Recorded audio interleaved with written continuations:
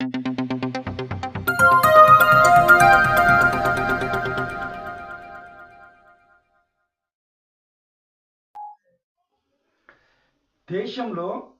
ప్రాంతీయ పార్టీలను చూసుకుంటే దేశంలోనే బీఆర్ఎస్ పార్టీ ధనవంతమైన పార్టీగా అవతరించింది.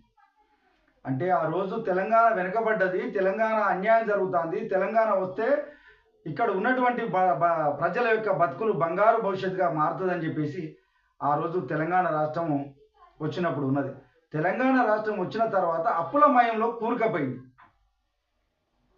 కానీ దాన్ని పరిపాలించినటువంటి బీఆర్ఎస్ పార్టీ దేశంలోనే ధనవంతమైన పార్టీగా ఉన్నది. పార్టీ యొక్క నిధులు కూడా 7,600 పైచిలుకు 7,600 పైచిలుకు కోట్లకు అన్ని డబ్బులు ఆ పార్టీ దగ్గర ఉన్నాయి.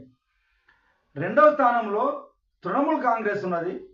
మూడో స్థానంలో, నాలుగో స్థానంలో ఏమో టీడీపీ ఉన్నది. ఐదో స్థానంలో వైఎస్ఆర్ పార్టీ ఉన్నది. కానీ ఇక్కడ ఉన్నటువంటి రాష్ట్రంలో ఉన్నటువంటి ప్రజలు వాళ్ళ బతుకులు మారియో లేదో తెలియదు, కానీ పార్టీల వ్యవస్థ మాత్రం బ్రహ్మాండంగా అభివృద్ధి చెందుతూ ఉన్నది.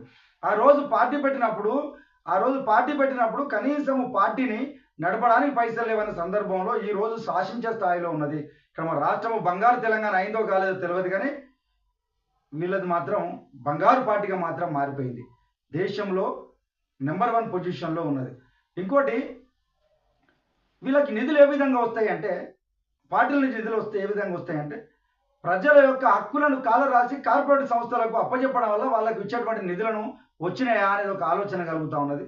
ఏ విధంగా ఇంత పెద్ద వీళ్ళ జీవితాలను అక్కడ తాకట్టు పెట్టిరా అని చెప్పేసి చర్చ తండాలకు వస్తాను. ఎందుకంటే ఈరోజు దేశంలోని ధనవంత పార్టీగా అవతరించినటువంటి ఆ బీఆర్ఎస్ పార్టీ ఈరోజు చెప్పుకుంటే మాత్రం మంచిగా అనిపిస్తుంది. మా పార్టీ గురించి, ప్రజల గురించి కూడా చెప్పుకోవాలి కదా. ఇది ఒకసారి చూసుకుంటేది